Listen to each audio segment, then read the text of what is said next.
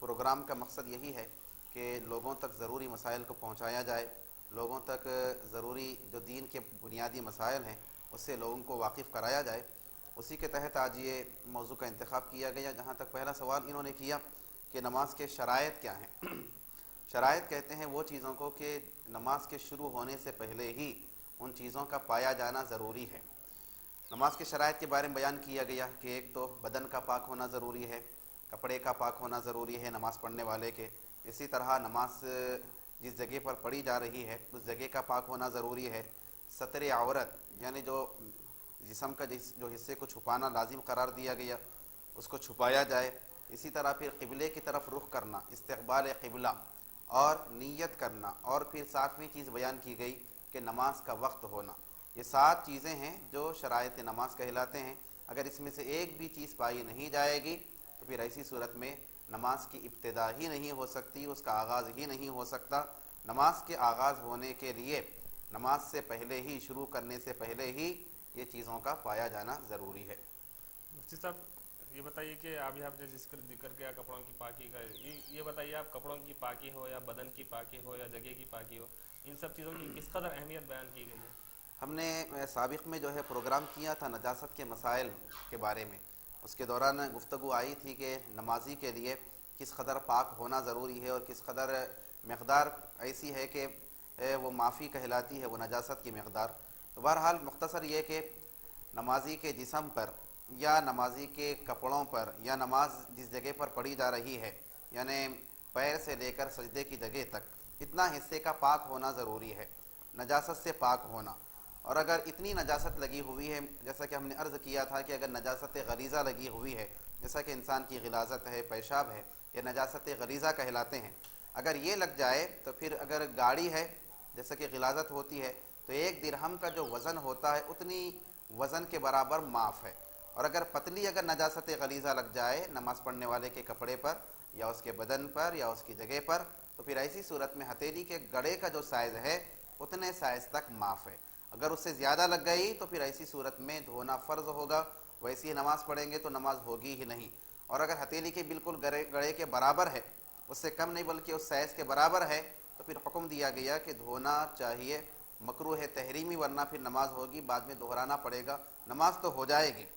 Size سے، ہتھیلی کے size سے زیادہ اگر ہے تو نماز ہوتی ہی نہیں، سائز کے برابر ہے تو نماز مکروہ تحریمی ہوتی ہے، بعد میں دہرانا ہوتا ہے۔ اور اس سے کم اگر نجاست لگی ہوئی تھی کہ ایک خون کا جو ہے ایک دھبا لگا ہوا تھا یا پیشاب کا ایک قطرہ لگ گیا یا غلاظت تھوڑی سی لگ گئی، ہتھیلی کے گڑے کے سائز سے کم اگر لگی ہوئی ہے تو پھر ایسی صورت میں نماز پڑھ لی گئی تو نماز ہو جائے گی۔ تو جگہ کا بھی اسی طرح سے پاک ہونا ضروری ہے، بدن کی پاکی کے بھی یہی تفصیلات ہیں۔ آئیے ناظرین، ہمارے اس پروگرام میں کالرس کا سلسلہ شروع کرتے ہیں۔ شروعات کرتے ہیں پہلے کالر کے ساتھ۔ السلام علیکم۔ ہیلو، السلام علیکم و رحمۃ اللہ وبرکاتہ۔ وعلیکم السلام ورحمۃ اللہ۔ جی، ہماری طرف سے مفتی صاحب کو سلام۔ مفتی صاحب سے سوال وعلیکم السلام ورحمۃ کرنا ہے کہ یہ فطرہ اور زکوٰۃ جو ہے عید جی کی نماز سے پہلے دینا یا یہ مہینے میں کبھی بھی دے سکتے؟ جی، اور کوئی سوال ہے آپ کا؟ بس یہی ہے، شکریہ۔ بہت شکریہ ہمیں کال کرنے کا۔ انشاءاللہ تعالی مفتی صاحب آپ کے سوال کا جواب دیں گے۔ ایک اور کالر ہمارے ساتھ لائن پر موجود ہے، ان کو اس پروگرام میں شامل کرتے ہیں۔ السلام علیکم۔ وعلیکم السلام ورحمۃ اللہ وبرکاتہ۔ آپ کو مفتی صاحب کو بہت بہت میرا سلام کیا ہے۔ وعلیکم السلام ورحمۃ سید اللہ لطیف شاہ وبرکاتہ۔ کی بات ہے۔ جی سید لطیف شاہ صاحب، خیریت سے ہیں؟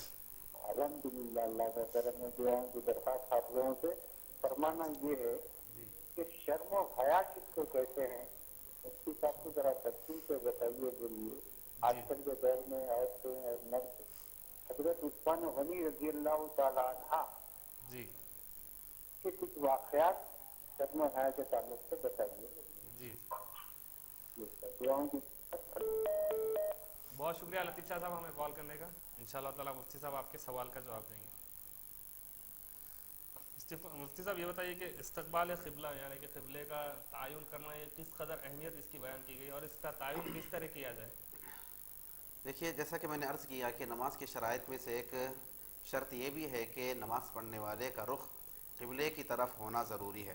علماء نے اس کی تفصیل بیان کی ہے کہ اگر کوئی کعبۃ اللہ کے سامنے نماز پڑھتا ہے مسجد حرام میں، वहाँ पर नमाज़ पढ़ रहा है तो फिर ऐसी सूरत में ऐन काबे की तरफ रुख होना ज़रूरी है।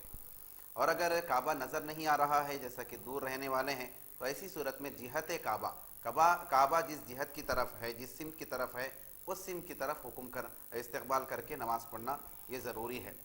अब इस्तक़बाल क़िबला में ये बात बयान की गई कि अगर किसी का चेहरा क़िबले से फिर जाता है तो फिर उससे नमाज पे सिर्फ कराहियत होगी, नमाज फासिद नहीं होगी। लेकिन अगर सीना फिर जाता है और फिर एक तस्बीह के मकदार, मिसाल के तौर पे किसी ने इस्तक़बाल क़िबला रखते हुए नमाज को शुरू किया था, लेकिन दरमियान में फिर गया, उसका सीना पलट गया और एक तस्बीह की मकदार भी अगर वैसी हालत गुजर गई, आदमी अपने आप को फौरी सीधा नहीं कर लिया, तो फिर इस्तक़बाल क़िबला ना पाए जाने की वजह से फिर नमाज फासिद हो जाती है। तो क़िबले की तरफ रुख करना भी ज़रूरी है। अब बाज़ सूरतें ऐसी आती है कि बस औक़ात सफ़र का मामला होता है, ट्रेन में होते हैं, हवाई जहाज़ पर होते हैं, तो उसमें सवाल ये होता है कि भाई इस्तक़बाल क़िबला कैसे किया जाए, क़िबले की तरफ रुख कैसे किया जाए। तो उलमा ने बयान फरमाया कि ऐसा करें कि पहले जान लें कि क़िबला किधर है, किस सिमत है। मिसाल के तौर पर ट्रेन में सफ़र कर रहे हैं तो मालूम कर लिया जाए कि क़िबला किधर है। सूरज के ज़रिए भी मालूम किया जा सकता है, किसी और अंदाज़े पे भी मालूम किया जा सकता है। आजकल फिर आलात भी निकले हैं, उसके ज़रिए भी रहनुमाई हासिल की जा सकती है अगर वो काबिल एतमाद हैं। तो फिर जिस तरफ क़िबला है उस तरफ रुख करके आदमी फिर नमाज को शुरू करे। ट्रेन में क्योंकि ठहर नहीं सकते, ठहरना मुश्किल होता है, तो फिर जब ठहरना मुश्किल है तो बैठकर फिर नमाज़ पढ़ी जा सकती है।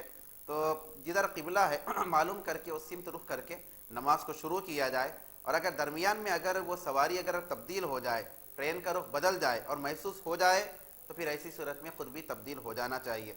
नहीं महसूस ही नहीं होता क्योंकि कब रुख बदल गई है, किधर पलट गई है ट्रेन, नमाज की हालत में तो इसका एहसास ही नहीं होता, तो फिर ऐसी सूरत में कोई फ़र्क नहीं पड़ेगा, नमाज की तकमील हो जाएगी।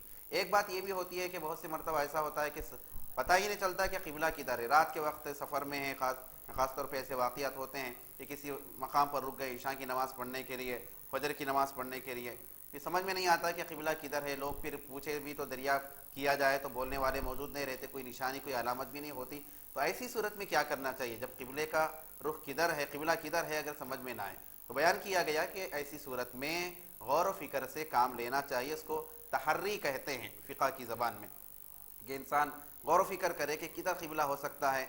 हमने फ़ला जगह पर नमाज़ पढ़ी थी, वहाँ इधर क़िबला इधर रुख था, उसके बाद हम ये रास्ते से निकले। जो भी अंदाज़ा हो सकता है, जो भी गौर व फ़िक्र करने का जो भी तरीक़ा हो सकता है, उसके लिहाज से गौर व फ़िक्र करे। जिस तरफ ज़्यादा जहन जा रहा है कि क़िबला इधर होगा, उस तरफ रुख करके नमाज़ पढ़े। वलो बिलफ़र्ज़ नमाज़ पढ़ने के बाद अगर पता चल भी जाए कि रुख इधर नहीं था बल्कि इधर होना चाहिए था, तो उससे कोई फ़र्क नहीं पड़ता, आपने तो अपनी ज़िम्मेदारी की तकमील कर दी, नमाज हो जाती है। बहरहाल क़िबले की तरफ रुख करना ये भी नमाज के शराइत में से अहम शर्त है। सब एक और सवाल ये था कि सत्रे औरत से क्या मुराद है? सत्रे औरत कहते हैं कि वो चीज़ जिसको छुपाना ज़रूरी है। औरत को भी औरत इसीलिए कहा जाता है क्योंकि ये छुपाने की चीज़ है, पर्दा करने की चीज़ है। और सतर कहते हैं ढांपना, छुपाना। तो सत्रे औरत कहते हैं कि नमाजी के जिस्म का वो हिस्सा कि जिसको नमाज में छुपा रहना ज़रूरी है, नमाज में ढाका रहना ज़रूरी है। अब कितना है वो ज़रूरी, तो बयान किया गया कि मर्द के लिए नाफ के नीचे से लेकर घुटने के नीचे तक का हिस्सा, इतना हिस्सा लाजिम व फ़र्ज़ है।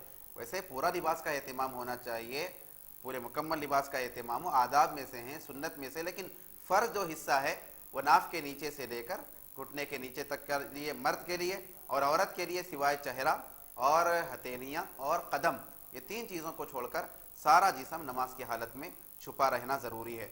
अगर कोई ऐसी मजबूरी की हालत में आता है कि भाई कपड़े दस्तयाब ही नहीं हैं, ऐसा कुछ हो गया कि कपड़े नहीं हैं इंसान के पास कि जिससे ढाक सके, तो फिर बयान किया गया कि ऐसी सूरत में बैठ कर नमाज़ पढ़ना चाहिए ताकि कुछ न कुछ सतर का मामला हो सके। सवाल ये था कि बहुत से लोगों को क़याम का सही तरीक़ा नहीं मालूम, रुकू का सजदा सही, रुकू का सजदे का सही तरीक़ा नहीं मालूम, तो आपसे गुजारिश थी कि एक एक करके इन सब चीज़ों का सही तरीक़ा बताएं।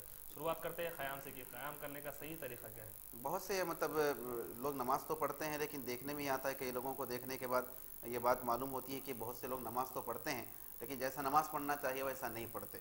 इसीलिए आप सल्लल्लाहु अलैहि वसल्लम ने ताकीद की थी कि बचपन से ही नमाज की तरबियत दो, 7 साल की उम्र से बच्चे को नमाज का तरीक़ा सिखाओ, नमाज की आदत डालो, ताकि नमाज का तरीक़ा अच्छी तरीके से जान जाए, अच्छी तरीके से उनको मालूम हो जाए, इसके अंदर कोई कोताही ना रहे। लेकिन मामला ये है कि तवज्जो नहीं दी जाती तो फिर उम्र बड़ी भी हो जाती है लेकिन सही तरीके से नमाज अदा नहीं करते। बहरहाल सीखना चाहिए, प्रोग्राम इसीलिए रखे जाते हैं ताकि इसके ज़रिए جو لوگ واقف نہیں ہیں ان تک معلومات پہنچ سکے، جو واقف ہیں وہ اطمینان حاصل کر سکے۔ سوال جہاں تک کیا گیا کہ قیام کیسے کرنا چاہیے، قیام کہتے ہیں کھڑے ہونا، یہ بھی نماز کے فرائض میں سے ایک فرض ہے، ارکان نماز میں سے، نماز کے اندر داخل ہے۔ قیام کرنے کا طریقہ یہ ہے کہ جب نماز کو شروع کیا جائے تو دونوں پیروں کے انگلیوں کا رخ قبلے کی طرف ہونا چاہیے، ایسا نہیں کہ مڑا ہوا ہے پیر، اس طرح سے نہیں۔ آپ صلی اللہ علیہ وآلہ وسلم کا ارشاد ہے کہ اے لوگو تم نماز کی حالت میں جتنا ہو سکتا ہے اپنے انگلیوں کا رخ قبلے کی طرف کیا کرو، تو لہٰذا ایسا کھڑے رہیں کہ پیروں کی انگلیوں کا رخ جو ہے قبلے کی طرف ہو، اور دونوں پیروں کے درمیان کم از کم 4 انگل کا فاصلہ ہونا چاہیے، بالکل لگا کر نہیں کھڑے ہونا چاہیے۔ اور زیادہ کی مقدار کیا ہے تو بیان کیا گیا کہ بھئی ایسا بھی زیادہ نہیں پھیلانا چاہیے کہ ایک تکبر کا انداز ظاہر ہو اور ایک متکبرانہ چال محسوس ہو، بلکہ ایک نارمل طریقہ جو ٹھہرنے کی ہوتی ہے اس کے اعتبار سے ٹھہرا جائے، کم از کم 4 انگل کا فاصلہ 2 پیروں کے درمیان ہونا چاہیے۔ تو یہ کھڑے ہونے کو قیام کہتے ہیں۔ پھر سب سے پہلے پھر تکبیر تحریمہ کی بات آتی ہے۔ تکبیر تحریمہ کو تکبیر تحریمہ اس لیے کہتے ہیں کیونکہ یہ تکبیر کہتے ہی بہت سی وہ چیزیں جو حلال تھی وہ حرام ہو جاتی ہے، جیسے کھانا پینا ہے، گفتگو کرنا ہے، سلام کرنا ہے، سلام کا جواب دینا ہے، بہت سی چیزیں کہ جو حلال تھی تکبیر تحریمہ کہتے ہی کیونکہ حرام ہو جاتی ہے، اسی وجہ سے اس کو تکبیر تحریمہ کہتے ہیں۔ تکبیر تحریمہ کا طریقہ یہ بیان کیا گیا کہ سب سے پہلے اپنے دونوں ہاتھوں کو کانوں تک اٹھانا چاہیے، اور عورتوں کے لیے حکم یہ ہے کہ کاندھوں تک عورتیں اٹھائیں اپنے ہاتھوں کو، اور ہاتھ اٹھانے کے بعد پھر اللہ اکبر کہنا چاہیے۔ ہاتھ اٹھانے کا طریقہ بیان کیا گیا کہ ہتھیلیوں کا رخ قبلے کی طرف ہونا چاہیے، اس طرح سے نہیں اٹھانا چاہیے بلکہ ہتھیلیوں کا رخ قبلے کی طرف ہو، اس کے بعد پھر اللہ اکبر کہتے ہوئے ہاتھ باندھنا چاہیے۔ ہاتھ باندھنے کے بارے میں مسلک حنفی کے مطابق امام اعظم ابو حنیفہ رضی اللہ تعالیٰ عنہ کی جو تحقیق ہے احادیث شریفہ کی روشنی میں، اس کے مطابق دونوں ہاتھوں کو ناف کے نیچے باندھنا چاہیے، جیسا کہ ابو داؤد شریف کی روایت ہے۔ حضرت علی رضی اللہ تعالیٰ عنہ روایت فرماتے ہیں کہ من السنت ان من السنت وضع الکف علی الکف تحت السرہ۔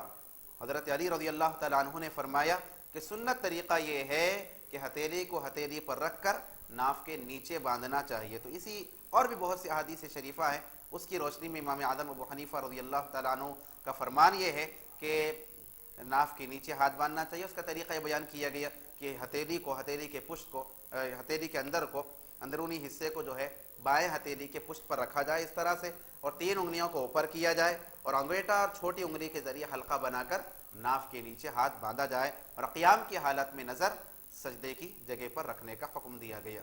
جی ناظرین، پروگرام میں ایک کالر کو شامل کرتے ہیں۔ السلام علیکم، لائن ڈراپ ہو گئی ہے۔ ناظرین، آپ بھی اپنے سوالات اس پروگرام میں شامل کرنے کے لیے اسکرین پر دیے گئے نمبر پر کال کر سکتے ہیں اور اپنا سوال نوٹ کروا سکتے ہیں۔ ایک کالر ہمارے ساتھ لائن پر موجود ہیں، ان کو شامل کرتے ہیں۔ السلام علیکم۔ ہلو، السلام علیکم۔ وعلیکم السلام ورحمۃ اللہ۔ جی کون سا سوال، کہاں سے ایک 2 سوال پوچھنا تھا۔ جی فرمائیے۔ ہلو، السلام علیکم، آپ کی آواز آ رہی ہے، فرمائیے۔ تو یہ سوال تھا میرا کہ تراویح کی نماز اگر کہ مس ہو گئی جی تو کچھ ہو سکتا ہے ایسا روزے میں؟ جی،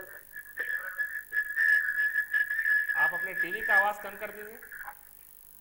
جی، جی فرمائیے۔ تراویح کی نماز اگر کہ روزے میں نہیں پڑھ سکے جی تو کچھ شکایت ہو سکتی؟ جی، اور کچھ دوسرا سوال ہے آپ؟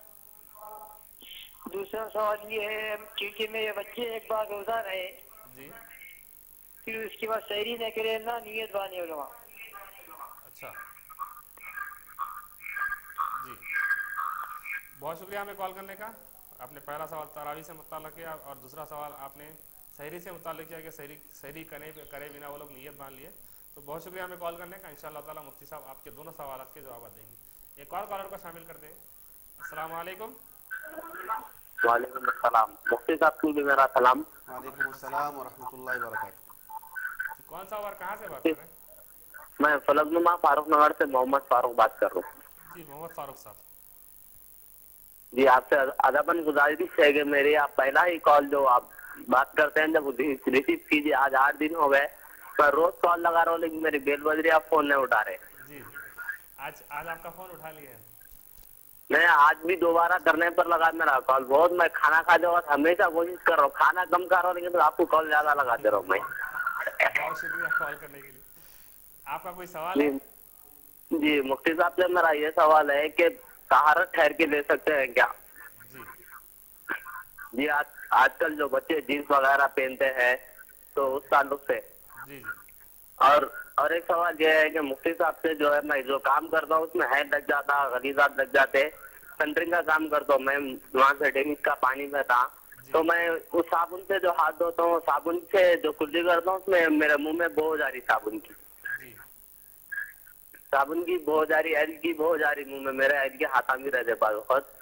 جی جی تو جی اس یہ صورت میں سوال تھا نماز ہو مفتی سکتی ہے یا صاحب. نہیں ہو سکتی, آپ پوچھنا چاہ رہے ہیں؟ جی ہاں, نماز ہو سکتی ہے اور نہیں ہو سکتی. اور ایک سوال یہ ہے کہ اب بارش وغیرہ پڑ رہی تو گھر میں جو ہے عورت کے ساتھ نماز پڑھ سکتے ہیں کیا, ایک ہی جانی نماز پہ 2 جنے؟ جی بہت شکریہ فاروق صاحب ہمیں کال کرنے کا. آپ نے 3 سوال کیے, انشاءاللہ تعالی مفتی صاحب آپ کے تینوں سوالات کے جواب دیں گے. ایک اور کالر کو اس پروگرام میں شامل کرتے ہیں. السلام علیکم. السلام علیکم. وعلیکم السلام ورحمۃ اللہ. میرے 3 سوال ہیں مولانا عبدالسلام بھائی. وعلیکم 3 السلام سوال ہے. ورحمۃ سب سے پہلا یہ سوال ہے بھائی کہ بچوں کو ماں باپ کپڑے بہت بڑے بڑے پہناتے تھے, آپ پائچے پورے پاوا نہیں دکھتے, نیچے لٹکتے. جی حالانکہ میرے خود بچوں کو بہت نہیں سنتے, اس کے بارے میں سمجھے. اور دوسرا سوال میرا ہے, میرے کو دکھتا نہیں صاحب تو میں سامنے کی طرف میں جا کے ٹھہر جاتا ہوں. بعض اوقات کیا ہوتا ہے قبلے کی طرف میں پڑھوں, دوسری طرف پڑھ لیتا ہوں نماز, میری نماز ہو جاتی ہے. اور میں سامنے سے آئے تو لوگوں کے اوپر بعض اوقات گر جاتا ہوں, کیا میں گنہگار ہوتا تھا؟ اور تیسرا سوال یہ ہے میرا کہ گھروں میں گڑیا وڑیا رکھتے, میرے بھی گھر میں بھی رکھتے تھے, میں ہاتھوں سے دیکھ کے بولا تو ہوتے بڑے بڑے پتلے, تو اس کے سامنے نماز ہوتی کیا بول کے سمجھائی. اللہ حافظ. بہت شکریہ صلاح الدین صاحب ہمیں کال کرنے کا. آپ نے 3 سوال کیے, انشاءاللہ تعالی مفتی صاحب آپ کے تینوں سوالات کے جواب دیں گے. ایک اور کالر کو شامل کرتے ہیں. السلام علیکم. ہیلو السلام علیکم. وعلیکم السلام ورحمۃ اللہ. آپ اپنے ٹی وی کا آواز کم کر دیں, لائن ڈراپ ہو گئی ہے. مفتی صاحب آپ نے قیام کرنے کا طریقہ تو بتا دیا ہے, اب آپ سے گزارش یہ تھی کہ آپ رکوع کرنے کا صحیح طریقہ بتائیے. دیکھیے, قیام کے بعد پھر رکوع کی باری آتی ہے. اللہ اکبر کہتے ہوئے قیام سے رکوع میں جانے کا حکم دیا گیا. اور رکوع کرنے کے بارے میں حدیث شریف میں آتا ہے کہ آپ صلی اللہ علیہ وآلہ وسلم نے فرمایا, آپ صلی اللہ علیہ وسلم نے تعلیم دی ہے کہ اس طرح سے رکوع کیا جائے کہ سر اور پیٹھ دونوں جو ہے ایک ہی لیول میں ہونا چاہیے. ایسا نہیں کہ سر جھکا ہوا ہے, پیٹھ اٹھی ہوئی ہے, یا پیٹھ سے جو ہے سر اٹھا ہوا, ایسا نہیں, بلکہ سر اور پیٹھ دونوں کا لیول, دونوں کی جو ہے برابری میں دونوں ہونا چاہیے. حدیث میں آتا ہے کہ آپ صلی اللہ علیہ وآلہ وسلم اس طرح سے پشت کو پھیلا کر پیٹھ کو, اور اس طرح سے سیدھے طریقے سے آپ صلی اللہ علیہ وسلم اس طرح سے رکوع کرتے کہ اگر کوئی پانی اگر ڈال دیا جاتا تو پھر کھڑا رہ جاتا, بہہ کر نکل نہیں جاتا. اتنا آپ صلی اللہ علیہ وسلم اس قدر جو ہے تعلیم کے لیے امت کے لیے فرمائے کہ سیدھے طریقے سے رکوع کیا جائے. اور حکم یہ ہے کہ رکوع کی حالت میں دونوں ہاتھوں کی انگلیوں کو کھول کر گھٹنوں کو مضبوطی سے پکڑا جائے. اس طرح مضبوطی کا مطلب یہ نہیں کہ پورا دبانا مطلب نہیں ہے, بلکہ اتنی مضبوطی ہو کہ اگر کوئی جھٹک دے ہاتھ کو تو جو ہے ہاتھ نہ گر جائے, اتنی مضبوطی کافی ہے. اور پھر رکوع کی حالت میں نظر جو ہے پیروں پر ہونا چاہیے. اور رکوع کی تسبیح ہے سبحان ربی العظیم. بہت سے لوگ ربی العظیم پڑھتے ہیں, ربی العظیم نہیں, سبحان ربی العظیم, کہ پاک ہے, پاکی ہے میرے رب کے لیے جو بڑی عظمت والا ہے. 3 مرتبہ کم از کم یہ تسبیح پڑھنا چاہیے, یا پھر 2 مرتبہ کا اضافہ کر کے 5 مرتبہ, 7 مرتبہ, 9 مرتبہ, 11 مرتبہ, اس طرح سے بھی تسبیح پڑھی جا سکتی ہے. خواتین کے لیے البتہ حکم یہ ہے کہ جب رکوع کریں گے تو اس طرح سے گھٹنوں کو دبانا کرنا اور زیادہ جھکنے کی زحمت نہیں کرنا چاہیے, بلکہ کیونکہ ان کے لیے پھر ہو سکتا ہے کہ تھوڑا بھی بے پردگی ہوگی, پیٹھ ظاہر ہو جائے گی یا سر کے بال ظاہر ہو جائیں گے, تو پھر نماز کے فاسد ہونے کا اندیشہ ہوتا ہے. ان کے لیے حکم یہ ہے کہ مضبوطی سے گھٹنوں کو پکڑنے کی ضرورت نہیں, بلکہ ہاتھوں کو اگر گھٹنوں پر رکھ لیں گی تو کافی ہو جائے گی. اور زیادہ جھکنے کرنے اس طرح کا عمل کرنے کی ان کو تاکید نہیں کی گئی, تاکہ سطر کا معاملہ جو ہے, پردے کا جو حکم ہے, اور کوئی یہ کہ جسم کا کوئی حصہ ظاہر نہ ہو جائے, اس کا زیادہ خاص خیال رکھا جائے. ایک کالر کو شامل کرتے ہیں. السلام علیکم. وعلیکم السلام ورحمۃ اللہ. جی کون سا اور کہاں سے بات کر رہے ہیں؟ اب میں بی بی کے چشمے سے بات کر رہا ہوں میں. جی جی صاحب کو میری طرف سے بہت بہت سلام. وعلیکم السلام ورحمۃ اللہ وبرکاتہ. ہم چشمے والوں کی یا فلک نما والوں کی خدمت خراب ہوئی ہے زیادہ تر جو ہے نا तालाब कट्टे वालों का, याकुतपुरे वालों का, किशन बाग वालों का कॉल लगता है। जी शुरू रमजान से मैं ट्राई कर रहा हूँ, कॉल लग रही नहीं। कुछ नसीब हो गया कि मेरा आज कॉल लग गया आपके यहाँ। जी जी मेरे 3-4 सवाल थे सब। जी फरमाइए। ये इंतकाल होता है, इंतकाल होने के बाद में किबले की तरफ जो पैर कराते हैं मैयत के, उस ताल्लुक से जानना था। और दूसरा सवाल ये था कि जब खबर खोदते हैं उसमें अगर पानी निकलता है तो कहाँ तक की फजालियत है। जी और तीसरा सवाल ये रहा कि जो ये रहमताबाद शरीफ में दरगाह शरीफ है, जी जो उनको लोग बोलते हैं कि मतलब रसूल, मतलब ये उनको लोग बोलते हैं कि नायब रसूल, नायब रसूल। जी तो वो थोड़ा सा जानना था कि मतलब उसके क्या वजह थे वो बोलने के। जी जी और एक चौथा ये था कि मतलब गैर मुस्लिम को जो आदाब बोलते हैं, नमस्कार बोलते हैं, वो बोलना चाहिए कि नहीं बोलना चाहिए। जी। वैसे आप कौन सा बात कर रहे हैं? मेरा नाम मोहम्मद इस्माइल है, मैं बीबी के चश्मे से बात कर रहा हूँ। जी जी, बहुत शुक्रिया इस्माइल साहब हमें कॉल करने का। इंशाअल्लाह ताला मुफ्ती साहब आपके चारों सवालात के जवाब देंगे। और बात ये नहीं है कि कुछ लोग का कॉल हम रिसीव करते हैं और कुछ लोग का नहीं। ऐसा नहीं होता है कि मैं ऐसा वांटेडली करता हूँ, लेकिन ऐसा होता है कि कभी मुफ्ती साहब कभी अहम मौजू बताते हैं या कभी मुफ्ती साहब जवाब देते हैं, तो उस दौरान मुफ्ती साहब को रोककर सवालात रिसीव करना ये मैं अदब के ख़िलाफ़ समझता हूँ। इसलिए मुफ्ती साहब का जब बात मुकम्मल हो जाती है उसके बाद मैं अपने सवालात को फिर कंटिन्यू करता हूँ, फिर आपके सवालात इस प्रोग्राम में शामिल करता हूँ। एक कॉलर को शामिल कर लेते हैं। अस्सलाम वालेकुम। वालेकुम सलाम रहमतुल्लाहि व बरकातहू। जी, कौन सा और कहाँ से बात कर रहे हैं? मैं याकुतपुरा से मोहम्मद वसीम बात कर रहा हूँ। जी मोहम्मद वसीम साहब। आप मौजू से अच्छे सवाल है मेरा। जी फरमाइए। ये जो औरतें हमारी माँ बहनें जो ये मुल्लाओं कने, आमिलों कने जाते हैं, जी तो उनके ताल्लुक से भी आप मुफ्ती साहब से गुजारिश है उस पर भी रोशनी डालिए, कितना बड़ा गुनाह है वो। जी यही सवाल था सर। बहुत शुक्रिया वसीम साहब हमें कॉल करने का। इंशाअल्लाह ताला मुफ्ती साहब आपके सवाल का जवाब देंगे। एक कॉलर को शामिल कर लेते हैं, उसके बाद फिर लौटते हैं मौजू की तरफ। अस्सलाम वालेकुम। वालेकुम जी, मैं काशिफ बात कर रहा हूँ मेहदीपट्टनम से। जी काशिफ साहब। जी मेरे 2 सवाल है। एक जो ताहिरुल कादरी साहब जो इस्लामिक स्कॉलर जो बोलते हैं इनके ऊपर है, मस्जिदों में डांसा कर रहे हैं, खबर के जवाब दे रहे हैं, उल्टे उल्टे हरकत कर रहे हैं। एक दूसरा ये जो सफर में नमाज जो होती है तो नीयत कैसी रहती और सफर में टाइम कैसा पढ़ते नमाज। Most of the time people क्या करते जोहर असर मिला के पढ़ देते, तो कैसा पढ़ना है ये है। हमारे काशिफ साहब मुफ्ती साहब कुछ फरमा रहे हैं आपके लिए। जी बोलिए। देखिए, आप मतलब प्रोग्राम सवाल करने के लिए है, आप सवाल के बजाय आप उल्टा जवाब दे रहे हैं आप। और ख़ास तौर पे किसी उलमा के बारे में तबसरा करना कि फ़लाँ ऐसी हरकत कर रहे हैं फ़लाँ, मतलब आपको क्या मालूम है कि किस बारे में क्या है, ख़बर के ऊपर जो तलक़ीन मैयत है उसका क्या है। बिला वजह के तबसरे करना ये बहुत ही बुरी बात है। सवाल करना चाहिए, सवाल का जवाब देने के लिए प्रोग्राम नहीं है। आप सवाल कीजिए, इंशाअल्लाह ताला हम उसका जवाब देंगे। ये नामुनासिब हरकत है कि इस तरह से तबसरे किया जाए, उलमा के बारे में रिमार्क किया जाए। नाज़रीन को इससे बचना चाहिए। एक कॉलर को शामिल करते हैं। अस्सलाम वालेकुम। वालेकुम सलाम व रहमतुल्लाहि व बरकातहू। कौन सा और कहाँ से बात कर रहे हैं? मैं राशिद उस्मानी हूँ, कावटी पूरा पालामोर से। जी आसिफ उस्मानी साहब, आप अपने टीवी का आवाज़ कम कर दीजिए। हेलो जी आप अपने टीवी का आवाज़ कम कर दीजिए। जी मुफ्ती साहब से सलाम। सवाल ये कि जहाँ तक कि नमाज सिर्री और जहरी का जो रिवाज है, ये रिवाज कब कायम हो और कब से इसका जो है ना रिवाज आम हो चुका है, जैसा कि जोहर में और असर में नमाज सिर्री और जहरी जो रिवाज है वो तब से तो जी बहुत शुक्रिया आसिफ साहब हमें कॉल करने का। इंशाअल्लाह ताला मुफ्ती साहब आपके सवाल का जवाब देंगे। मुफ्ती साहब सजदा किस तरीके से करना चाहिए? देखिए, सजदा करने का तरीक़ा बयान किया गया कि रुकू करने के बाद जब खड़े होंगे, जिसको कौमा कहते हैं, समी अल्लाहु लिमन हमीदा कहकर खड़े होना है। फिर मुकम्मल तरीक़े से खड़े होकर रब्बना लकल हम्द कहेंगे। बहुत से लोग ऐसा करते हैं कि सही तरीके से उठते नहीं, खड़े होते नहीं, फ़ौरी सजदे में चले जाते हैं, जबकि इसकी वजह से फिर नमाज नहीं होती, तादील अरकान की अंजाम ना देने की वजह से। बहरहाल जब रुकू से खड़े हों तो इत्मीनान के साथ खड़े होना चाहिए, उसके बाद फिर सजदे में जाना चाहिए। सजदे में अल्लाह अकबर कहकर जाएंगे और तरीक़ा यह है कि सबसे पहले घुटनों को रखेंगे, फिर हाथ को रखेंगे, फिर नाक को रखेंगे, फिर पेशानी को रखेंगे। उठने का मरहला है सजदे से तो पहले पेशानी उठाना, फिर नाक उठाना, फिर हाथ उठाना, फिर घुटने, बहरहाल उसका बरअक्स उठाना उसका तरीक़ा। और सजदे करने का तरीक़ा ये है कि सजदा दोनों हाथों के दरमियान किया जाए।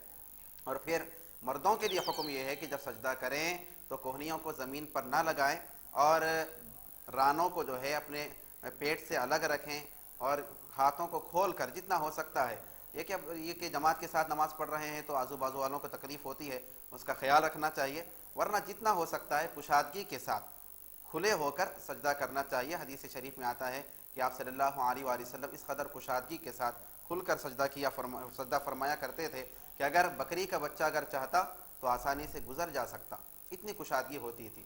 हाँ, औरतों के लिए क्योंकि सतर का ज़्यादा हुक्म है, पर्दे का हुक्म है, तो उनको तालीम दी गई कि जब वो सजदा करेंगे तो कोहनियाँ ज़मीन पर लगे हुए होना चाहिए, उनके रान जो है पेट पर लगे होना चाहिए, ताकि सतर का ज़्यादा ख्याल हो सके, पर्दे का ज़्यादा ख्याल हो सके। और सजदे की हालत में नज़र जो है नाक पर रखने का हुक्म दिया गया।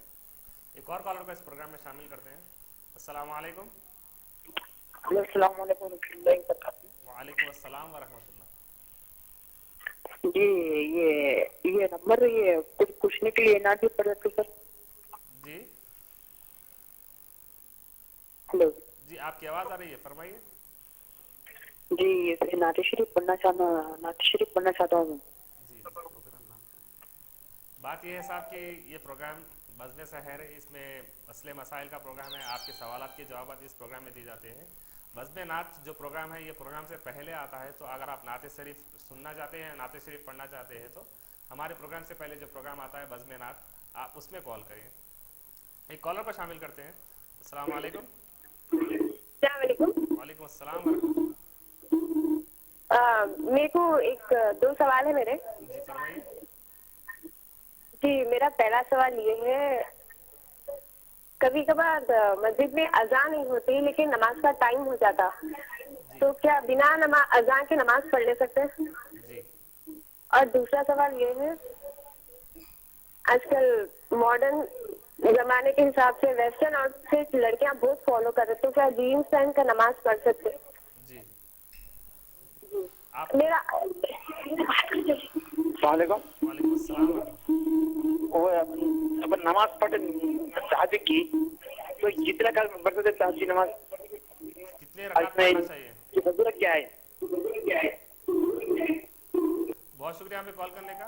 आपने 3 सवाल किए हैं, इंशाल्लाह ताला आपके तीनों सवालात के जवाब मुफ्ती साहब आपको देंगे। मुफ्ती साहब, क़ायदे का तरीका क्या है, क़ायदे में क्या क्या करना चाहिए? और क़ायदा क्या कहते हैं मतलब सजदों के बाद जो बैठा जाता है, 4 रकात वाली अगर नमाज है तो दूसरी रकात पर एक क़ायदा किया जाता है, फिर चौथी रकात पर क़ायदा किया जाता है।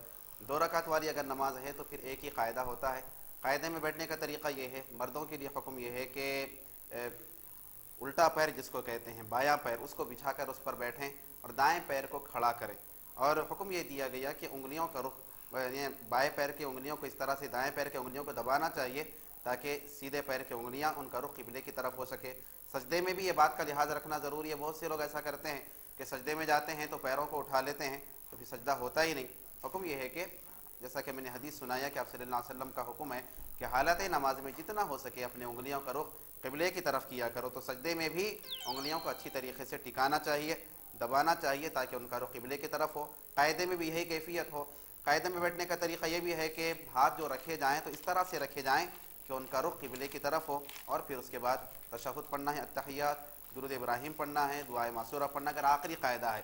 और अगर पहला क़ायदा है तो सिर्फ तशहुद पढ़ के फिर तीसरी रकात के लिए खड़े होने का हुक्म है। मुफ्ती साहब, नमाज के इख्तिताम में जो सलाम फेरा जाता है उसमें कई सारे लोग ऐसा करते हैं कि नमाज के मतलब जो दुआएं पढ़ते हैं, दुआए मासूरा के बाद फूंक कर भी सलाम फेरते हैं। बाज़ लोग का ये देखा जाता है कि सलाम फेर कर जो जमात में जितने लोग हैं उन सब लोगों को देखना चाहिए, ऐसा लोग बाज़ लोग कहते हैं। तो सलाम फेरने का सही तरीका क्या है? सलाम फेरने का तरीका ये है कि जब सलाम फेरा जा रहा है सबसे पहले तो नीयत का वहाँ पर मामला है। बहुत से लोग इरादा ही नहीं करते, नीयत नहीं करते।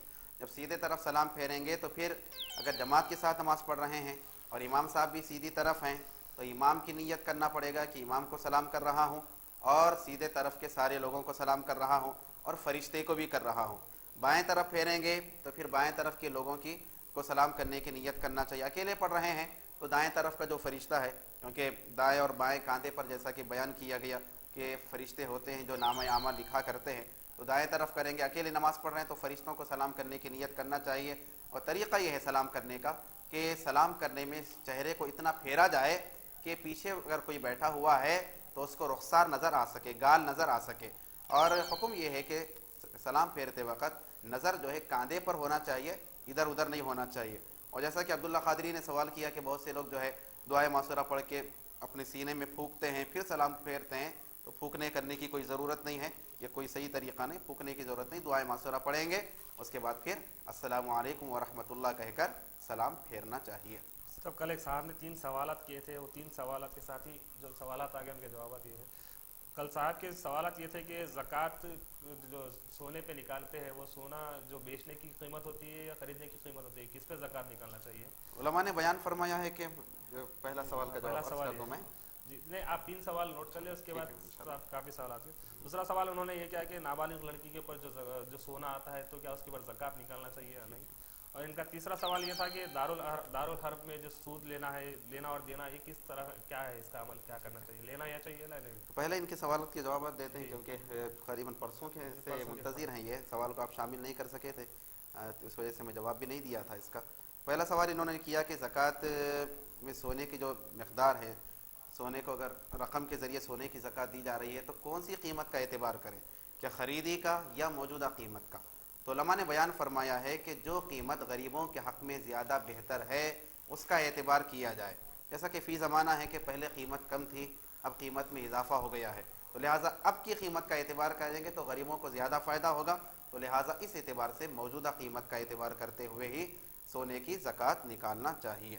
نابالغ کے نام پر اگر سونا رکھ دیا گیا ہے, اس کو مالک بنا دیا گیا ہے, کبھی ایسا کرتے ہیں والدین کے سونا خرید لیتے ہیں بعد میں دیں گے, ابھی اس کے استعمال میں نہیں دیتے, خود ہی استعمال کرتے ہیں, خود ہی اپنے پاس رکھتے ہیں, سوچتے ہیں کہ بچی کی شادی ہوتے وقت پھر جو ہے اس کو دیں گے, گفٹ دیں گے, پہلے سے نہیں دیتے. اگر پہلے سے اگر اس کی ملکیت میں دے دیا گیا ہے نا, یہ فیصلہ کر لیا گیا کہ اس کا ہی سونا ہے یہ, تو پھر ایسی صورت میں نابالغ پر کیونکہ زکوٰۃ واجب نہیں ہوتی, اس سونے پر زکوٰۃ واجب نہیں ہوگی.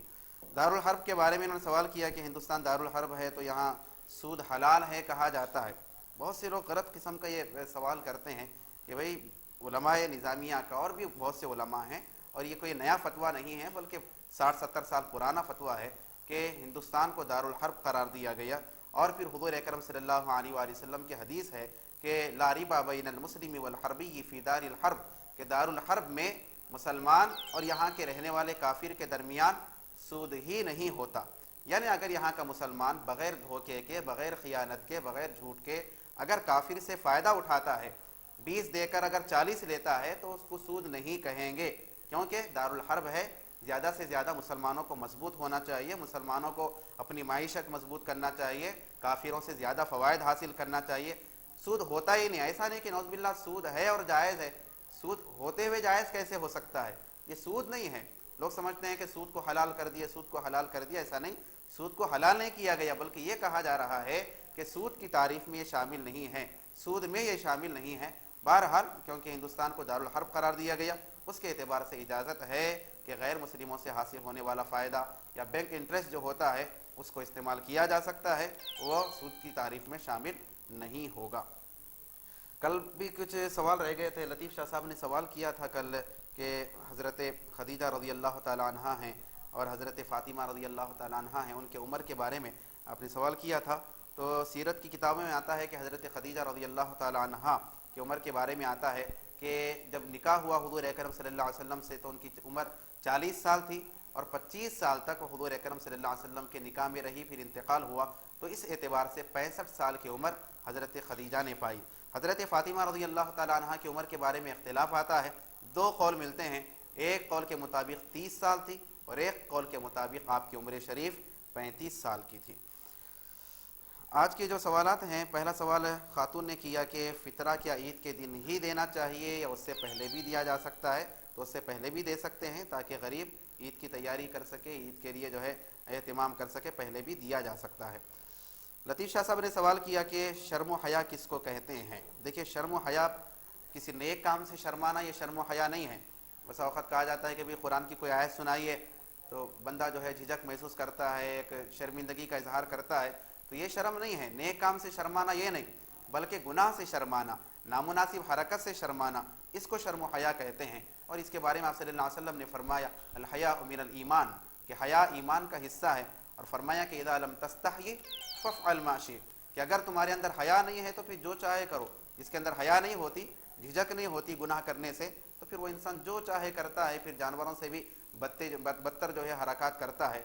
हज़रत उस्मान गनी रज़ी अल्लाह ताला अन्हु के बारे में आपने अनहा कहा, जबकि सहाबी अगर हैं, मर्द हैं तो अनहु कहना चाहिए, और ख़वातीन अगर हैं, सहाबियात हैं तो रज़ी अल्लाह अन्हा कहना चाहिए।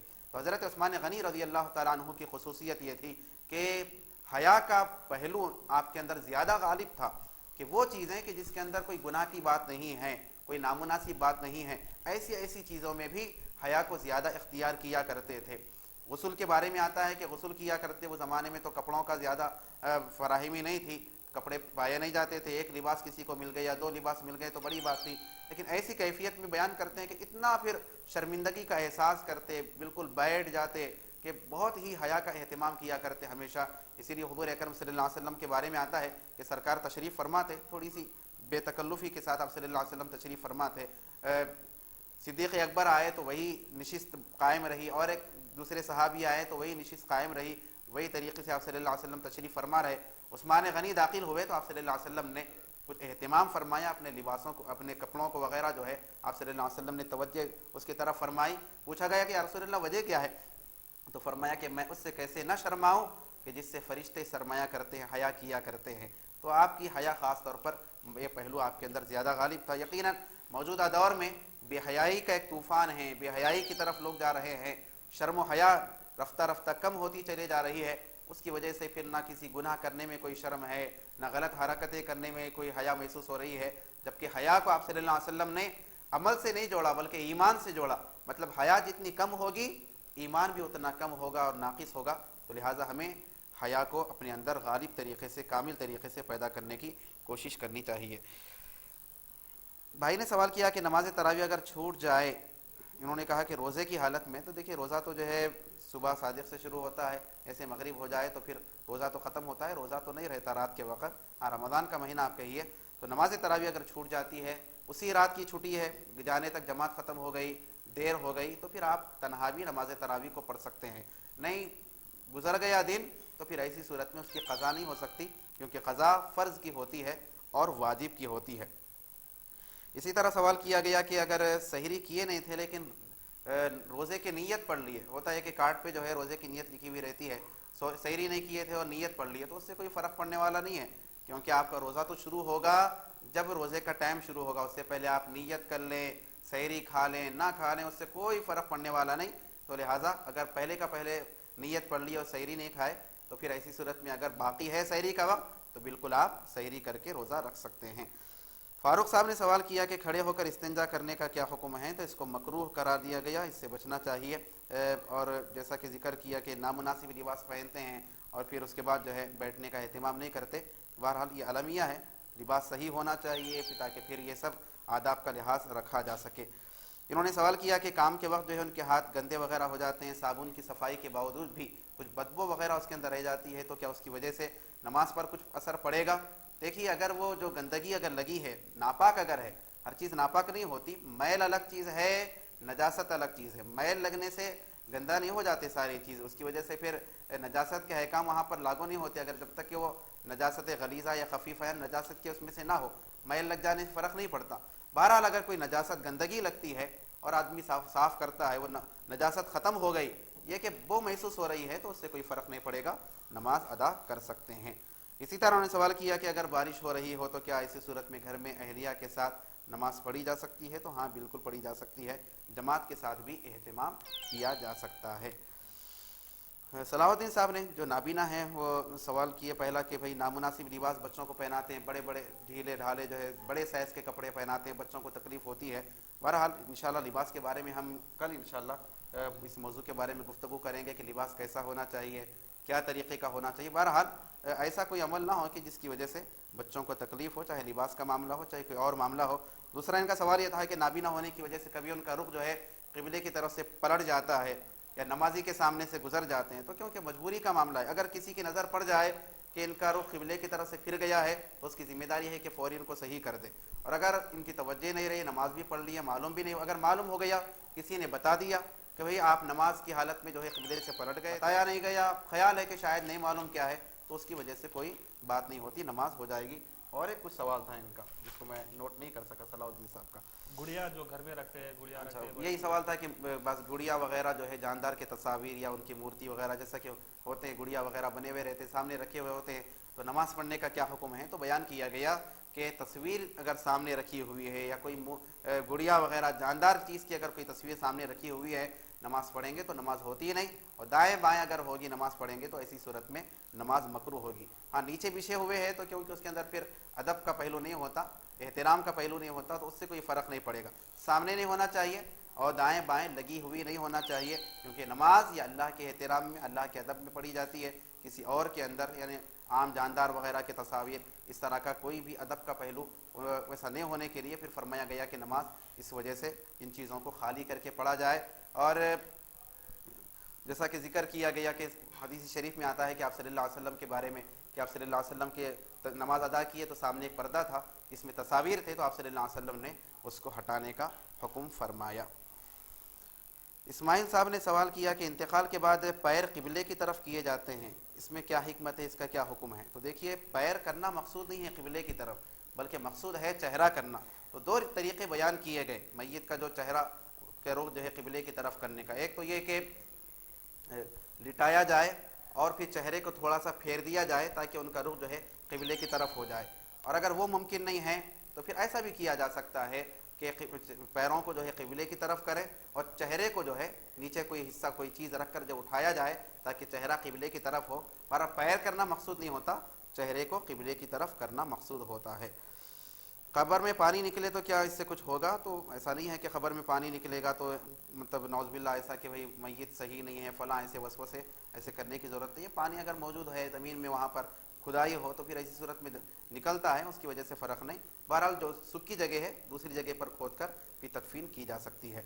انہوں نے سوال کیا کہ رحمت آباد شریف کے جو بزرگ ہیں ان کو نائب رسول کہا جاتا ہے, اس کی وجہ کیا ہے؟ نائب رسول کیوں کہتے ہیں؟ تو دیکھیے, یہ تو لقب ہے جو اللہ کی طرف سے الہام کے طور پر بزرگوں کو عطا ہوتے ہیں. بہت سے القابات ہوتے ہیں, پیران پیر کو بھی بہت سے القابات عطا کیے گئے القابات ہوتے ہیں. نائب رسول کا مطلب نعوذ باللہ یہ نہیں ہوتا کہ رسالت میں نائب ہیں, وہ رسول ہیں تو پھر یہ بھی رسول ہیں, دوسرے درجے کے رسول ہیں, اس طرح کا معاملہ نہیں ہوتا. بلکہ نائب رسول کا مطلب یہ ہے کہ حضور اکرم صلی اللہ علیہ وسلم نے جو تعلیمات پہنچائی امت تک, سرکار جو تعلیمات لے کر آئے, امت کی بھلائی کے جو کام لے کر آئے, وہ کام آپ انجام دیے, تو اس وجہ سے پھر آپ کو نائب رسول کہا گیا کہ آپ نے وہ کام انجام دیا جو حضور اکرم صلی اللہ علیہ وسلم لے کر آئے تھے. سرکار نے جس کو انجام دیا, سرکار نے جس کو انجام دینے کی تعلیم دی, تو سرکار کے آپ صلی اللہ علیہ وسلم کے تعلیمات کو, فرامین کو, احکامات کو اور امت کی بھلائی اور خیرخواہی کے کاموں کو انجام دینے کی وجہ سے آپ کو نائب رسول کہا جاتا ہے. نعوذ باللہ ایسا نہیں کہ بھئی رسالت میں نائب ہے, یہ اس کا مطلب نہیں ہے. انہوں نے سوال کیا کہ غیر مسلم کو نمسکار کہنا کیا اس کی اجازت ہے؟ تو اس کی اجازت نہیں ہوتی, کہنا ہی ہے تو آداب وغیرہ اس طرح کے الفاظ استعمال کیے جا سکتے ہیں, کیونکہ نمسکار وغیرہ کہیں گے تو ایسی صورت میں غیر مسلموں سے مشابہت ہوگی اور آپ صلی اللہ علیہ وسلم نے دوسروں کی مشابہت اختیار کرنے سے منع فرمایا. وسیم صاحب نے سوال کیا کہ خواتین جو ہے خاص طور پہ عاملوں کے پاس جاتے ہیں, تو اس کے بارے میں پہلی بات تو یہ ہے کہ بھئی اگر تبصرے ایسے کرتے بیٹھ جائیں گے تو بہت لمبا ہوگا. سوال اگر کوئی ہو تو پیش کیا جائے کہ اس کے بارے میں کیا حکم ہے, اس کے بارے میں. بہرحال انہوں نے کہا کہ جا رہے ہیں, خواتین کی یہ کیفیت ہے. تو دیکھیے, اگر کوئی بزرگ سے علاج کرایا جا رہا ہے, روحانی علاج جس کو کہتے ہیں, جو قرآنی آیات سے ہو یا پھر صحیح عبارتوں سے ہو, اس کے اندر کوئی شرکیہ عبارتیں نہ ہو, کفریہ کلمات نہ ہو, طریقے کے اندر کوئی غلط حرکت نہ ہو, صفلی عملیہ جیسا کہ ہوتے ہیں ویسے نہ ہو, بزرگوں کے اقوال ہوتے ہیں, ارشادات ہوتے ہیں, مبارک کلمات ہوتے ہیں, اللہ کے اسماء حسنہ ہوتے ہیں, اس کے ذریعے اگر علاج ہو رہا ہے, لوگ جا رہے ہیں, تو بالکل اس سے فائدہ ہوتا ہے. یہ تو صحابہ کرام سے ثابت ہے, حضور اکرم صلی اللہ علیہ وآلہ وسلم کے خود طریقے سے ثابت ہے کہ آپ صلی اللہ علیہ وسلم خود مبارک کلمات کے ذریعے دم کیا فرمایا کرتے تھے. پھر شفا کی آپ صلی اللہ علیہ وسلم نے خود اجازت دی, اس کے اندر بیان فرمایا کہ شفا ہوتی ہے. بہرحال روحانی اگر علاج ہے, قرآنی آیات سے ہے, یا کوئی مبارک کلمات سے ہے تو بالکل اسے تو جائز ہے. اب یہ کہ سفلی عملیات ہے، خاص طور پہ بہت سے عامل ہوتے ہیں، نہ شریعت کے پابند ہیں، نہ روزوں کا خیال ہے، نہ نمازوں کا خیال ہے، تو یقیناً پھر ایسے لوگوں سے بچنا چاہیے، کیونکہ پھر اس کی وجہ سے عمل بھی برباد ہوتا ہے اور پھر ایمان بھی خطرے میں پڑ جاتا ہے. کیونکہ اگر شرکیہ حرکت ہے ان کی اور پھر شرکیہ عمل کر رہے ہیں اور پھر یہ جانے والا پھر وہ عمل کر رہا ہے تو پھر اس کا ایمان برباد ہو جاتا ہے، ہو سکتا ہے. تو لہٰذا احتیاط کرنا چاہیے. اور خواتین کے لیے خاص طور پہ عرض کرنا یہ ہے کہ ہوتا ہے اللہ تعالیٰ نے قرآن پاک میں فرمایا کہ جو مصیبتیں تم کو پہنچتی ہے وہ تمہارے گناہوں کا نتیجہ ہوتا ہے. معاملہ یہ ہوتا ہے کہ جائزہ نہیں لیتے کہ بھئی کیوں مصیبت آئی، شاید کچھ غلط حرکت ہو گئی، کچھ اللہ کی نافرمانی ہو گئی، کچھ گناہ ہو گیا، بس پریشان ہو گئے اور سمجھتے ہیں فوری عاملوں کے پاس جائیں گے تو سارا کام ہوگا. نہیں، جب تک اللہ نہیں چاہے گا ساری دنیا مل کر بھی کچھ کرنے والی نہیں. آپ صلی اللہ علیہ وسلم نے فرمایا کہ اگر سارے لوگ مل کر بھی تم کو تھوڑا بھی فائدہ پہنچانا چاہیں تو اتنا ہی فائدہ پہنچا سکتے ہیں جتنا کہ اللہ چاہے گا، اور سارے لوگ مل کر اگر چاہیں تم کو نقصان پہنچانا تو اتنا ہی نقصان پہنچا سکتے ہیں جتنا اللہ چاہے گا. تو اللہ کی مرضی کے بغیر کچھ نہیں ہونے والا ہے. لہٰذا پہلے ہمیں اللہ کو راضی کرنا چاہیے، پھر جو بھی اسباب ہیں، جو بھی جائز طریقے ہیں اس کو اختیار کرنا چاہیے. کاشف صاحب نے سوال کیا، ایک نامناسب حرکت انہوں نے کی کہ ایک انتہائی قابل احترام عالم دین کے بارے میں انہوں نے رقیق حملہ کیا. پہلی بات تو یہ ہے کہ بھئی پروگرام کے جیسا کہ بارہا ذکر بھی کیا گیا کہ کسی کا نام ذکر نہ کیا جائے. کوئی مسئلہ پوچھنا ہے تو مسئلہ پوچھا جائے. نام ذکر کرنا، کسی شخصیت پر تبصرہ کرنا، نام کا ذکر کرنا، یہ انتہائی غلط بات ہے اور کئی اعتبار سے پھر گناہ کی بات ہے. اور خاص طور پہ انہوں نے شیخ الاسلام کے بارے میں جو ذکر کیا کہ وہ مردوں کو جو ہے کلمہ پڑھا رہے ہیں، فلاں فلاں کیا کیا، یہ تو احادیث سے ثابت ہے. تلقین میت تو احادیث سے ثابت ہے. نعوذ باللہ آپ اس کی تذلیل کریں گے اور اس کو جو ہے انتہائی اس کا انکار کریں گے تو وہ تو احادیث کا انکار ہوگا. آپ کو اپنا جائزہ لینا چاہیے کسی کے بارے میں تبصرہ کرنے سے پہلے. اور پھر کیا کیا بلا وجہ کے معاملہ یہ ہے کہ نیٹ پر جو ہے بہت سے لوگ جو ہے غلط ملت کر کے چیزیں ڈالتے ہیں لوگوں کو بدنام کرنے کے لیے. بہت سے قابل احترام اور جن کا ایک سند کی حیثیت ہے ایسے علماء کو لوگوں کی نظروں میں کمزور کرنے کے لیے ایسی حرکتیں کرتے ہیں. بہرحال حقیقت تک پہنچنا چاہیے، صداقت تک پہنچنا چاہیے، جاننا چاہیے کہ بھئی مقصد کیا ہے، کیا اس کے اندر، کیا اس کے بارے میں وضاحت ہے. ہر چیز کی تفصیل موجود ہے. جہاں اعتراضات ہے تو وہاں پر جوابات بھی موجود ہے. آپ جوابات تلاش کریں تو انشاءاللہ تعالیٰ آپ کی غلط فہمیاں دور ہوگی. بہرحال ایسی آئندہ حرکت نہ کریں کہ کسی بھی عالم دین کے بارے میں کہ نام لیا جائے اور خود سے جو ہے تبصرہ کیا جائے، خود سے جواب دیا جائے. آپ کو سوال کرنا ہے، انشاءاللہ تعالیٰ ہم جواب دینے کے لیے یہاں پر حاضر ہے. بھائی نے سوال کیا کہ نماز سری اور جہری جو ہیں کہ ظہر کی نماز ہے، عصر کی نماز ہے، یہ نمازیں جو ہے آہستہ پڑھی جاتی ہے، اس کے اندر تلاوت جب جماعت کے ساتھ نماز پڑھی جائے. مغرب ہے، عشاء ہے اور فجر کی جو رات کی نمازیں ہیں اس کے اندر قرات جو ہے بلند آواز سے کی جاتی. کب سے شروع ہوا؟ تو دیکھیے حضور اکرم صلی اللہ علیہ وآلہ وسلم کے زمانے اطہر سے ہی آغاز ہے. سرکار نے خود اس کی تعلیم فرمائی کہ جو دن کے نمازیں ہیں اس میں قرات کو آہستہ کیا جائے اور جو رات کی نمازیں ہیں اس میں قرات کو بلند آواز سے پڑھی جائے.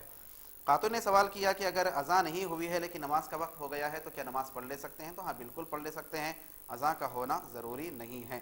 اسی طرح نے سوال کیا کہ موجودہ زمانہ جو فیشن کا ہے اس میں لڑکیاں جو ہے جینس پہن رہی ہے تو کیا جینس پہن کر نماز کو پڑھ سکتے ہیں؟ پہلی بات تو یہ ہے کہ انشاءاللہ کل لباس کے بارے میں گفتگو ہوگی، انشاءاللہ ملاحظہ کیجئے، اس کے اندر ساری تفصیلات آئیں گی کہ کون سا لباس لڑکوں کے لیے جائز ہے، لڑکیوں کے لیے کون سا لباس ناجائز ہے. بہرحال مردانہ لباس پہننا عورتوں کے لیے یہ گناہ کی بات ہوتی ہے. بہرحال اگر جینس پہن کر نماز پڑھی اور ڈھیلا تھا اس کے اندر، جسم کی ساخت نمایاں نہیں ہوئی اور کوئی بے ستری نہیں ہوئی تو نماز تو ہو جاتی ہے، لیکن مردوں سے مشابہت کی وجہ سے اس لباس کے اندر کراہیت پیدا ہوگی. سوال کیا گیا کہ تہجد کی کتنی رکعتیں ہیں؟ تو کم از کم 4 رکعت پڑھیں. 2 رکعت بھی پڑھ سکتے ہیں لیکن 4 رکعت پڑھنا چاہیے. اوسطاً 8 رکعتیں، زیادہ سے زیادہ 12 رکعتیں تہجد کی ادا کریں گے. صاحب ایک بات یہ کہنا چاہ رہا تھا کہ شیخ الاسلام تو بہت آگے کی چیز ہے، شیخ الاسلام تو بہت دور کی بات ہے. جنہوں نے کاشف صاحب جو الزام لگایا کہ کیا کوئی عام آدمی میں مسجد میں ڈانس کر سکتا ہے، انہوں نے شیخ الاسلام بہت سی غلط فہمیاں اور بلا وجہ کے الزامات اور پھر اس کے اندر کیا کیا باتیں ہوتی ہے. اور یہ کوئی نئی بات نہیں ہے ویسے بزرگوں پہ الزام لگانا. معاملہ تو یہ ہے کہ لوگوں نے تو اللہ کے نبی کو نہیں چھوڑا، صحابہ کو نہیں چھوڑا، اہل بیت کو نہیں چھوڑا، تو پھر دوسروں کا کیا. یقیناً جو لوگ رہتے ہیں غلط ذہنیت کے اور بس الزام لگانا، تنقید کرنا ان کی عادت ہوتی ہے. حقیقت کو سمجھنا، یہ سوچتے نہیں کہ زبان سے نکلنے والا کلمہ کس قدر اہمیت کا حامل ہوتا ہے. زبان سے غلط بات نکل جائے تو کتنا اس پہ مواخذہ ہوتا ہے، کتنا اس پہ اللہ کے پاس پکڑ ہوتی ہے، سوچتے نہیں. پھر तबसरा कर देते हैं, कुछ भी बोल देते हैं, ऐसा नहीं होना चाहिए, बहुत ही एहतियात करना चाहिए नाज़रीन, क्योंकि मौजूदा दौर में ये मामला ही हो गया है कि दो नौजवान जमा हो गए तो बस ये उसके ख़िलाफ़ तबसरा, ये उसके ख़िलाफ़ तबसरा, ऐसा नहीं, ये आवाम का काम नहीं है। उलमा की ज़िम्मेदारियाँ होती है कि वो तफसील करें कि भाई किसके रास्ते पर चलना चाहिए, किसके रास्ते पर नहीं चलना चाहिए। किसी के बारे में तबसरा कर देना, कुछ भी जुमले कह देना, तनकीद कर देना, तहक़ीर कर देना, ये बहुत ही गुनाह की बात होती है। ज़बान का सही इस्तेमाल करना चाहिए, सोच समझ कर ज़बान इस्तेमाल करना चाहिए। ख़ास तौर पे उलमाए दीन का मामला है तो बयान किया गया कि किसी भी आलिम दीन की तौहीन करना, ये दीन की तौहीन है, और ये दीन की तौहीन अल्लाह उसके रसूल की तौहीन के बराबर होता है। फिर इंसान के फिर ईमान का ख़तरा फिर पड़ जाता है कि कहीं उसका ईमान बर्बाद ना हो जाए। तो लिहाजा बहुत ही हमें किसी भी इंसान के बारे में वैसे, और ख़ास तौर पे दीन के जो काम कर रहे हैं, जो उलमाए दीन हैं या बुज़ुर्गान दीन हैं, मशाइख हैं, ऐसे हजरात के बारे में ख़ास तौर पर ज़बान को बहुत ही एहतियात के साथ इस्तेमाल करना चाहिए। नाज़रीन, हमारे प्रोग्राम के इख्तिताम का वक्त हो गया है। प्रोग्राम में आखिरी कॉलर को शामिल कर लेते हैं। अस्सलाम वालेकुम। वालेकुम अस्सलाम व रहमतुल्लाह। कौन साहब कहाँ से बात कर रहे हैं? मोहम्मद इमरान बात कर रहा था, नाम बोलिए। आप अपने टीवी का आवाज़ कम कर दीजिए। जी अभी एक मिनट। जी मुफ्ती इमरान, साहब अस्सलाम वालेकुम। वालेकुम अस्सलाम व रहमतुल्लाहि व बरकातुहू। जी हेलो, जी फरमाइए, आपकी आवाज़ आ रही है। मुझे वो ये बार बार थूक आ रहा था नमाज में जाने से, जी और रोजा रहे के जब नमाज में रहेंगे बार बार थूक आ रहा था, जी तो इससे रोजा टूट जाता है क्या? जी। और कोई सवाल है इमरान साहब आपका? नहीं, वही एक सवाल है मुझे बस। बहुत शुक्रिया इमरान साहब, हमें कॉल करने का। मुफ्ती साहब, इनके सवाल के साथ एक और सवाल ये था कि किसी साहब ने मुझसे सवाल किया कि अगर कोई शख्स पैर में दर्द होने की वजह से नमाज के दौरान अगर वजू नहीं कर सके तो क्या वो शख्स तयम्मुम कर सकता है? बात यह है कि सिर्फ उनके पैर में दर्द होता है और हाथ वगैरह में दर्द नहीं होता है, तो क्या इस सूरत में तयम्मुम किया जा सकता है? इमरान साहब का जहाँ तक सवाल है कि हालत रोज़ा में थूक आता है तो क्या उसको निगला जा सकता है, तो देखिए थूक के निगलने से रोज़े पर कुछ असर नहीं पड़ता, बिल्कुल निगल सकते हैं। लोग बिला वजह परेशान होते हैं, बार बार थूकने के लिए बाहर जा रहे हैं, परेशान हो रहे हैं, कोई परेशानी की ज़रूरत नहीं, थूक को हालत रोज़े में निगला जा सकता है, रोज़ा बिल्कुल रोज़े पर कुछ असर नहीं पड़ेगा। जहाँ तक दूसरा सवाल अब्दुल्ला कादरी ने किया कि पैर में तकलीफ़ है तो क्या तयम्मुम करके नमाज़ पढ़ेंगे, तो हमने अर्ज़ किया था तयम्मुम के मसाइल के अंदर कि देखिए जिस्म का अगर ज़्यादा हिस्सा जिसको वज़ू में धोया जाता है, ज़्यादा हिस्सा धोने के काबिल है, थोड़ा हिस्सा धोने के काबिल नहीं है, तो फिर वज़ू ही करना चाहिए, और जितने हिस्से पर वज़ू नहीं कर सकते फिर कच्चे हाथ से उस पर मसाह करना चाहिए। अगर दूसरी सूरत होती कि जिस्म का ज़्यादा हिस्सा जिसको वज़ू में धोया जाता है, ज़्यादा हिस्सा जो है धोने के काबिल नहीं है, तयम्मुम के काबिल है, मसाह के थोड़े हिस्से को धो सकते हैं, तो फिर ऐसी सूरत में तयम्मुम करने की इजाज़त होती है। बहुत शुक्रिया मुफ्ती साहब, जो आपने अपने कीमती वक्त से इस प्रोग्राम के लिए वक्त इनायत फरमाया। नाज़रीन, अब वक्त आ जाता है प्रोग्राम के इख्तिताम का। इंशाअल्लाह ताला कल फिर आपसे मुलाकात होगी, और इंशाअल्लाह ताला कल हम कोशिश करेंगे लिबास के मौजू पर गुफ्तगू करने की। तो कल का प्रोग्राम आप हमारा ज़रूर मुलाहिज़ा फरमाइए। इंशाअल्लाह ताला कल मुलाकात होगी। तब तक के लिए आपके मेज़बान मोहम्मद अब्दुल्ला कादरी और MQ TV की टीम को इजाज़त दीजिए। जज़ाकल्लाह। अस्सलामु अलैकुम व रहमतुल्लाह। रमजान का महीना बड़ी बरकतों का है, रमजान का महीना बड़ी अज़मतों का है, रमजान